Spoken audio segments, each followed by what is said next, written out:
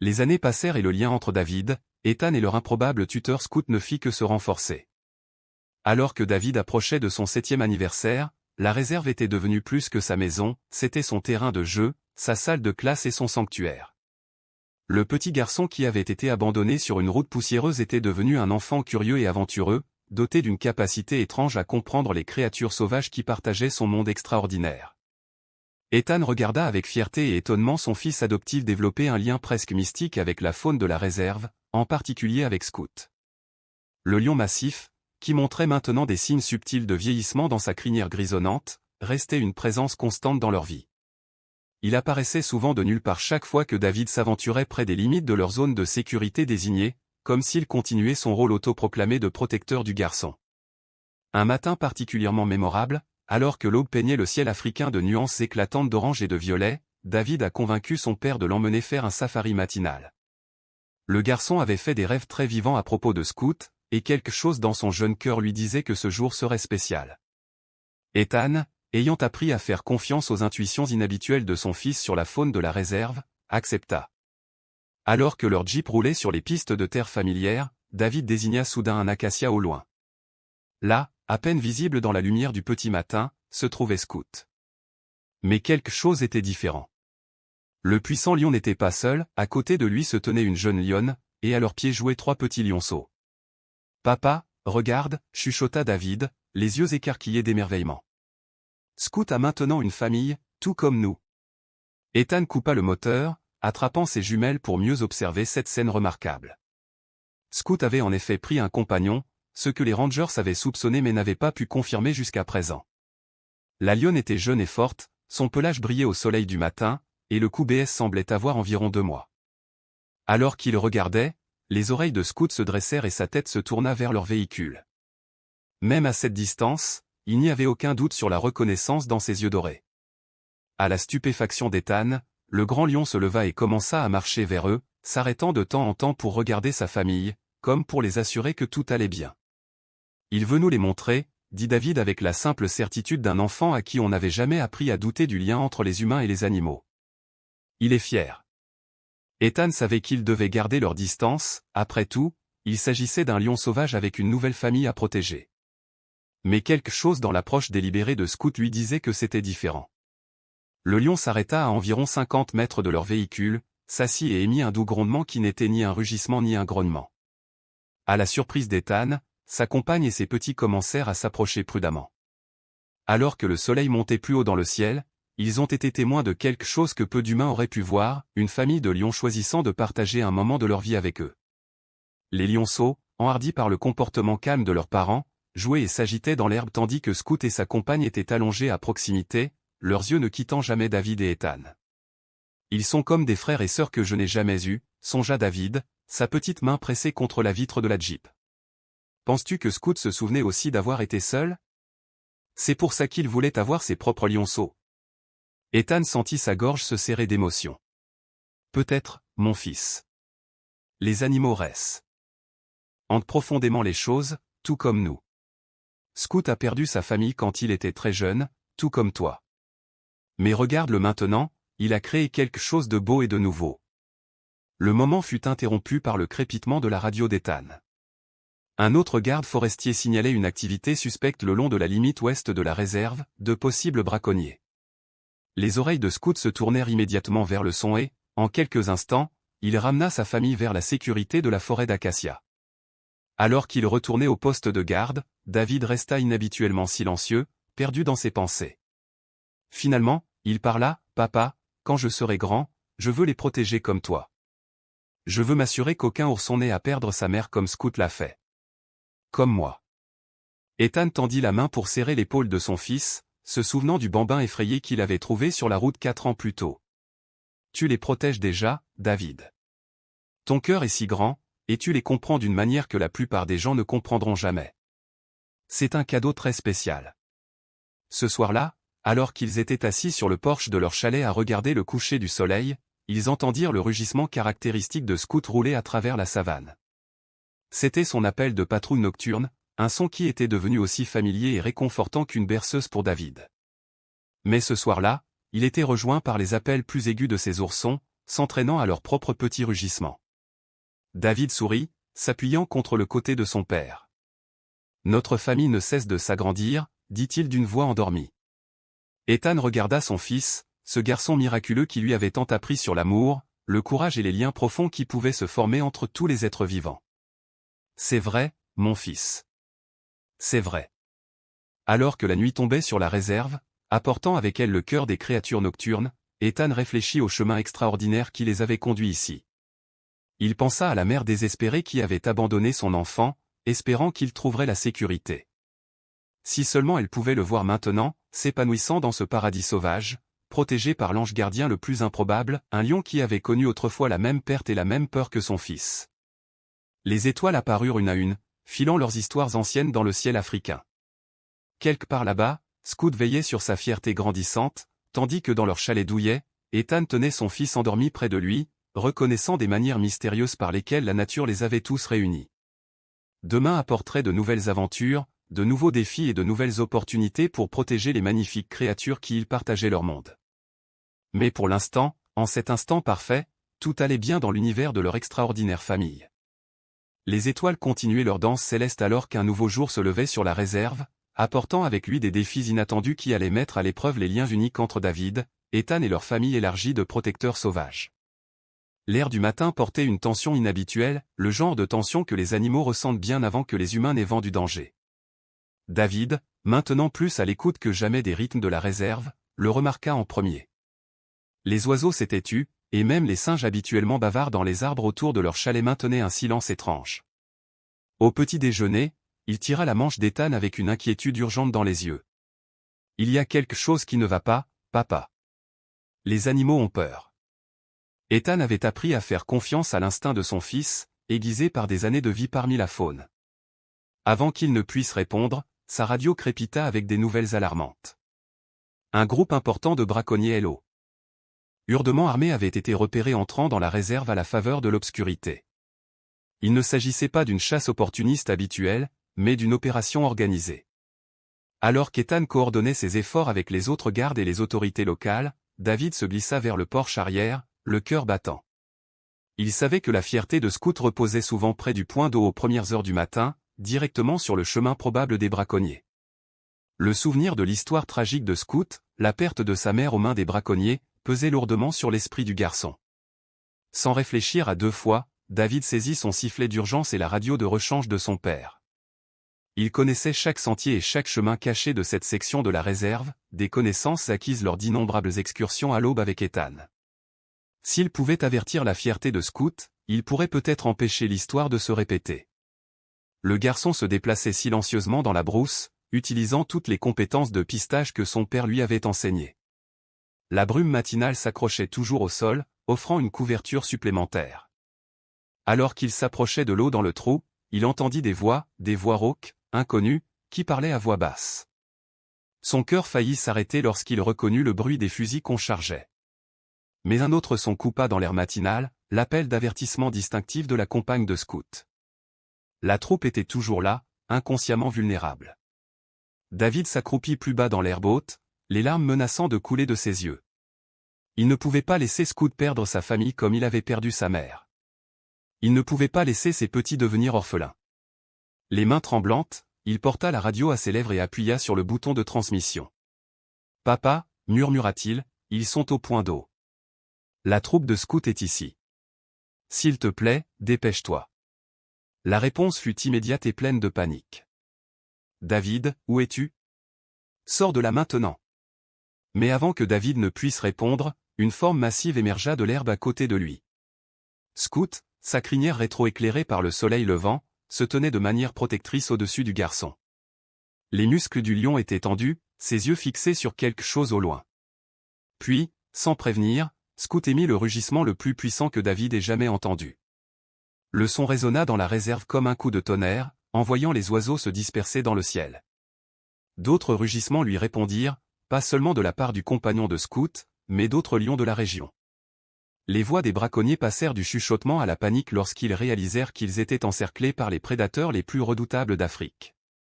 Des coups de feu retentirent, mais ils étaient sauvages, désordonnés. La troupe de Scouts s'était déjà mise en sécurité, tandis que d'autres lions surgissaient de différentes directions, créant le chaos et la confusion parmi les braconniers. David resta absolument immobile sous la posture protectrice de Scout, regardant avec émerveillement le lion orchestrer ce qui semblait être une défense coordonnée de leur foyer commun. Le bruit des véhicules qui approchaient signala l'arrivée des gardes forestiers et des autorités locales. Les braconniers, leur opération complètement perturbée, se dispersèrent dans la brousse, pour ensuite courir directement dans les bras des forces de l'ordre qui les attendaient. Quand Ethan a finalement trouvé son fils, le garçon était assis tranquillement dans l'herbe, entouré de toute la troupe de scouts. Les petits s'amusaient à faire des culbutes autour de lui tandis que leur mère se prélassait à proximité, aussi détendue que s'il passait une matinée normale. Scout se tenait au garde-à-vous, sa posture fière et protectrice, jusqu'à ce qu'il soit certain que tout danger était écarté. L'incident a fait la une des journaux dans tout le pays, une troupe de lions aide à contrecarrer une opération de braconnage majeure. Mais la véritable histoire, le courage d'un garçon et la loyauté inébranlable d'un lion, n'étaient connus que de ceux qui en avaient été témoins de première main. Ce soir-là, alors que David racontait les événements de la matinée à son père, Ethan remarqua quelque chose de différent dans les yeux de son fils, une compréhension plus profonde de la responsabilité qu'il partageait en tant que gardien de cet endroit sauvage. Le garçon qui avait été autrefois abandonné sur ces terres avait trouvé non seulement une famille, mais aussi un but. Les braconniers, dit pensivement David, ils ne comprenaient pas, n'est-ce pas? Ils ne voyaient pas que tous les animaux ici étaient connectés, que nous faisions tous partie de la même famille.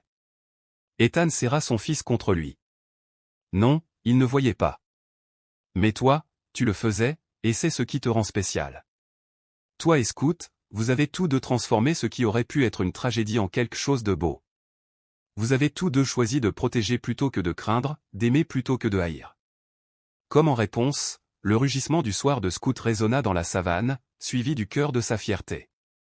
Cette fois, David le reconnut pour ce qu'il était, pas seulement un appel territorial, mais un rappel des liens extraordinaires qui pouvaient se former entre les espèces lorsque la peur cédait la place à la compréhension. Sous le vaste ciel africain, leur famille non conventionnelle s'était renforcée dans l'adversité. La réserve était désormais plus qu'un simple sanctuaire animalier, c'était un témoignage vivant du pouvoir de la compassion, du courage et des liens inébranlables entre tous les êtres vivants. Alors que l'obscurité tombait, David s'endormit au son de les lions lointains, rassuré de savoir que dans ce coin du monde, l'amour et la protection transcendaient les frontières des espèces, créant un héritage qui perdurerait pour les générations à venir. L'héritage qui a commencé dans ce coin de la nature sauvage africaine a continué à prospérer et à évoluer de manière inattendue. Au fil des années, l'expérience de David avec la troupe de scouts a déclenché une révolution dans les pratiques de conservation de la faune sur tout le continent. L'histoire d'un lion protégeant un enfant abandonné, puis de ce même enfant grandissant pour protéger toute une troupe, a captivé l'imagination du monde entier. David, qui entrait maintenant dans l'adolescence, était devenu une sorte de légende au sein des communautés locales. Les enfants des villages voisins se rassemblaient au centre éducatif de la réserve, les yeux écarquillés d'émerveillement alors qu'il leur enseignait la conservation de la faune. Il racontait des histoires sur Scout et sa troupe, mais plus important encore, il leur enseignait l'équilibre délicat entre les humains et la faune, et comment la compréhension pouvait remplacer la peur. Un matin particulièrement mémorable, alors que l'aube se levait sur la savane, David a conduit un groupe de jeunes étudiants vers un point d'observation sur près du territoire de Scout. Le puissant lion, dont la crinière était maintenant striée d'argent, était devenu grand-père plusieurs fois. Ces petits avaient grandi et établi leur propre territoire au sein de la réserve, créant un réseau de zones protégées qui avait considérablement réduit les incidents de braconnage. Regardez comme ils se déplacent, chuchota David aux enfants, en montrant l'endroit où les petits lions de scouts jouaient sous les yeux vigilants de leur mère. Ils ne jouent pas seulement, ils apprennent. Chaque bond, chaque jeu de traque leur enseigne des compétences dont ils auront besoin pour survivre. Une petite fille leva la main, la voix tremblante d'excitation. Mais pourquoi n'ont-ils pas peur de notre présence? David sourit, se rappelant comment il avait posé des caisses. Similaire à son père des années auparavant. Parce qu'ils ont appris, tout comme leurs parents et leurs grands-parents, que ce n'est pas tout le monde qui a peur. Les humains sont source de danger. Lorsque nous leur montrons du respect et de la compréhension, ils nous font confiance en retour. Comme pour le démontrer, Scout émergea de l'herbe haute, reconnaissant leur présence par un léger grondement avant de s'installer pour regarder sa famille s'agrandir. Les enfants altèrent de stupeur collective, mais il n'y avait aucune peur dans leur réaction, seulement de l'émerveillement et du respect. Le succès de l'approche de David et Ethan avait conduit à la mise en place de programmes similaires dans d'autres réserves africaines. Leur méthode combinant la conservation traditionnelle avec l'éducation et l'implication de la communauté avait créé un nouveau modèle de protection de la faune. Les villages locaux, autrefois en conflit avec la réserve, en étaient désormais les plus fervents défenseurs. De retour au centre éducatif, David se retrouvait souvent à réfléchir à l'extraordinaire chaîne d'événements qu'il avait amené ici. L'enfant abandonné sur une route poussiéreuse avait trouvé non seulement un père humain en Ethan, mais un protecteur sauvage en scout, et ensemble ils avaient créé quelque chose de remarquable. La réserve s'était agrandie, englobant désormais des territoires supplémentaires qui offraient des couloirs sûrs pour le déplacement de la faune. Les descendants de scouts, porteurs de son instinct protecteur caractéristique, étaient devenus connus parmi les rangers comme particulièrement tolérants à la présence humaine tout en restant sauvages et libres. Ethan, voyant son fils devenir un défenseur passionné de la nature, ne pouvait s'empêcher de s'émerveiller de la façon dont l'histoire de leur petite famille s'était transformée en mouvement. Des scientifiques sont venus du monde entier pour étudier la dynamique unique entre les lions et les humains de la réserve, dans l'espoir de reproduire leur succès ailleurs. Un soir, alors que père et fils étaient assis sur leur porche familier à regarder le coucher du soleil, ils ont entendu le rugissement unifié de la troupe élargie de scouts, un son qui résonnait désormais sur un territoire beaucoup plus vaste que jamais auparavant. David se tourna vers son père, ses yeux reflétant la même détermination qu'ils avaient eue ce matin fatidique des années auparavant, lorsqu'il avait aidé à contrecarrer les braconniers. « Papa, je crois que je comprends enfin pourquoi ma mère biologique m'a laissé ici, » dit-il doucement. Elle devait savoir d'une manière ou d'une autre que c'était là que j'appartenais. Pas seulement pour trouver une nouvelle famille, mais pour faire partie de quelque chose de plus grand que nous tous.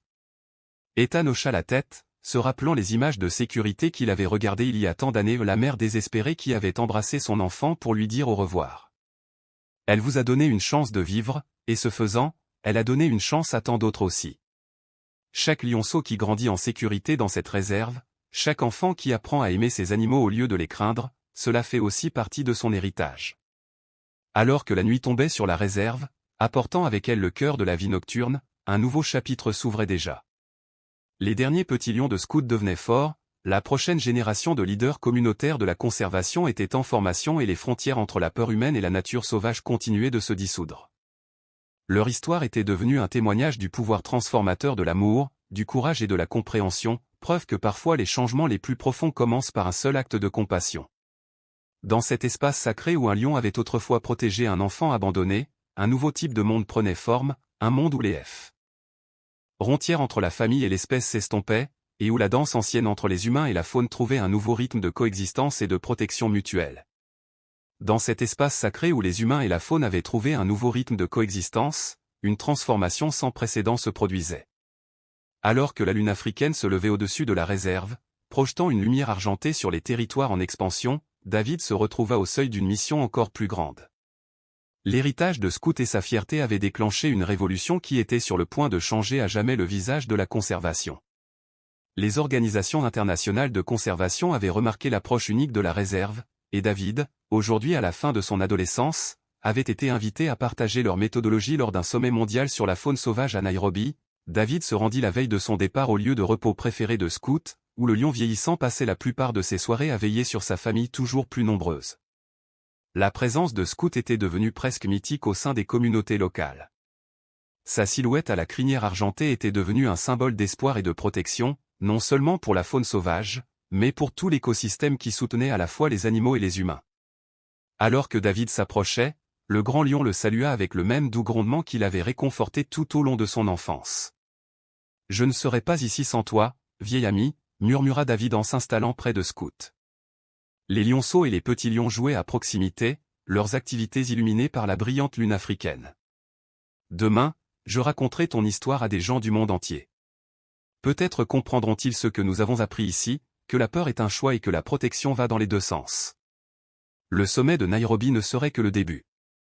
La présentation de David, appuyée par des années de données et d'innombrables exemples de réussite, a captivé l'imagination des leaders de la conservation du monde entier.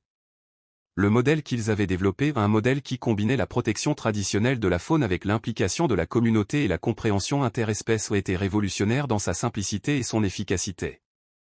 De retour à la réserve, Ethan avait mis en œuvre de nouvelles technologies pour soutenir leur mission en pleine expansion.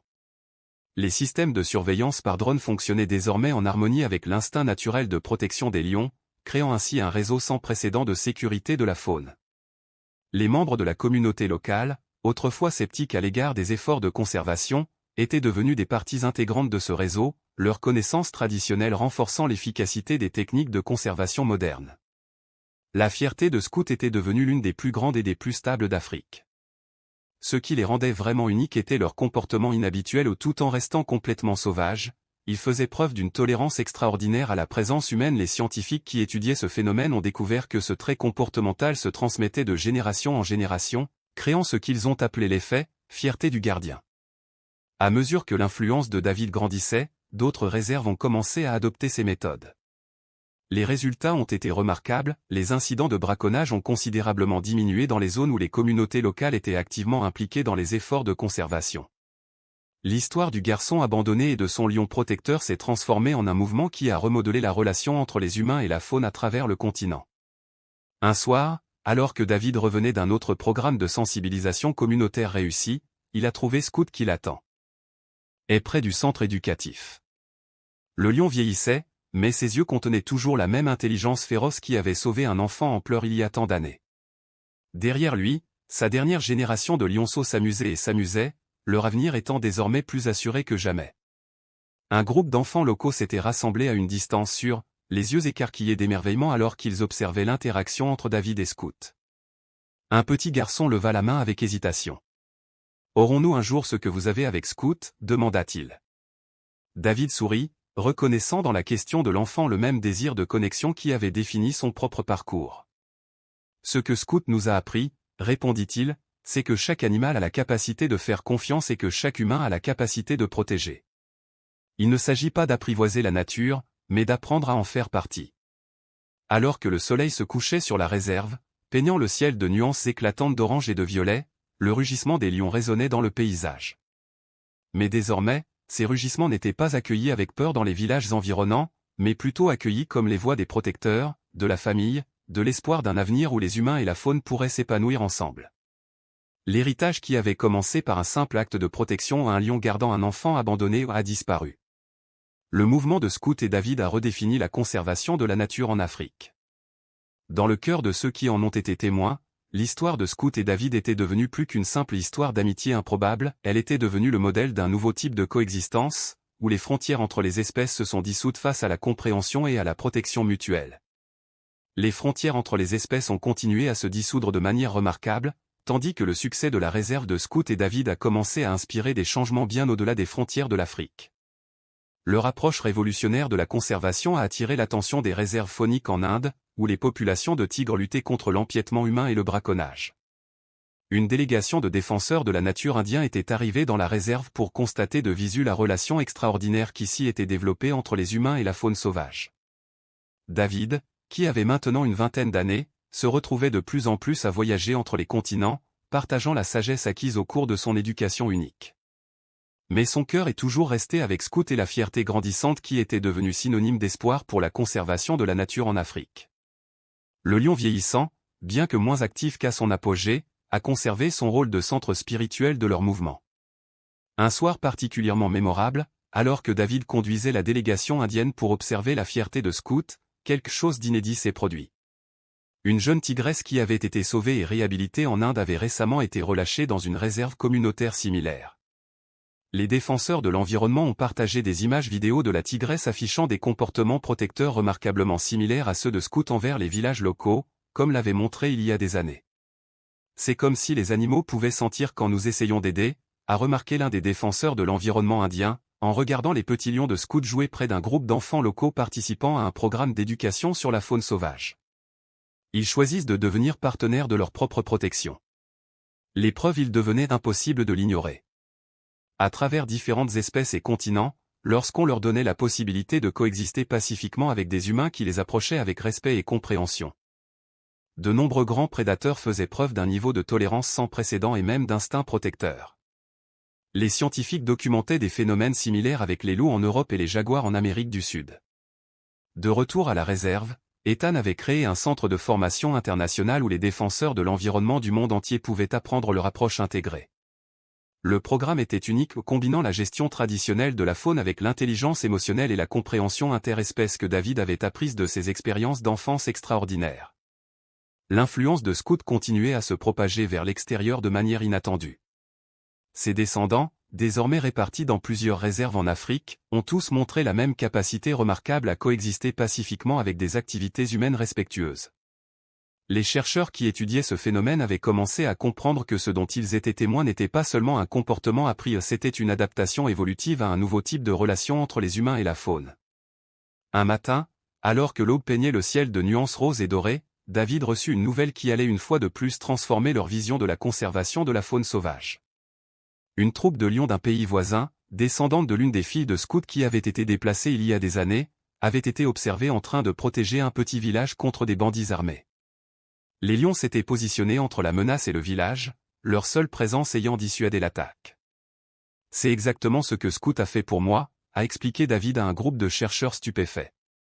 Ces animaux ne se contentent plus de survivre à nos côtés, ils choisissent d'être les gardiens de l'écosystème tout entier, y compris des humains qui ont appris à les respecter et à les protéger. Les implications étaient stupéfiantes.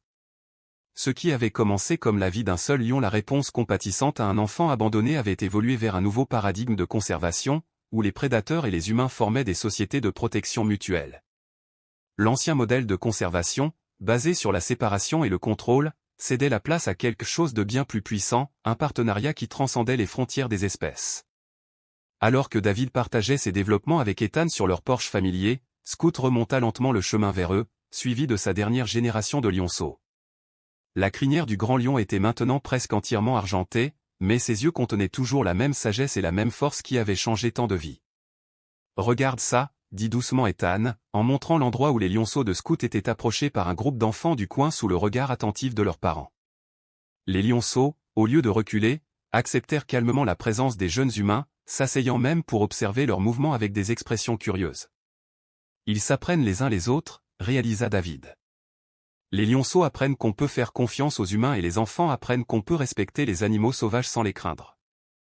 C'est ainsi que se produit le véritable changement, une génération enseigne à la suivante. Le soleil se couchait sur la réserve, projetant de longues ombres sur le territoire qui avait été témoin de cette évolution extraordinaire des relations entre les humains et la faune. Au loin, le rugissement des lions se mêlait au rire des enfants rentrant chez eux après leur séance d'observation de la faune. Les frontières entre les espèces ne s'étaient pas simplement dissoutes, elles s'étaient transformées en ponts de compréhension qui remodelaient les efforts de conservation dans le monde entier.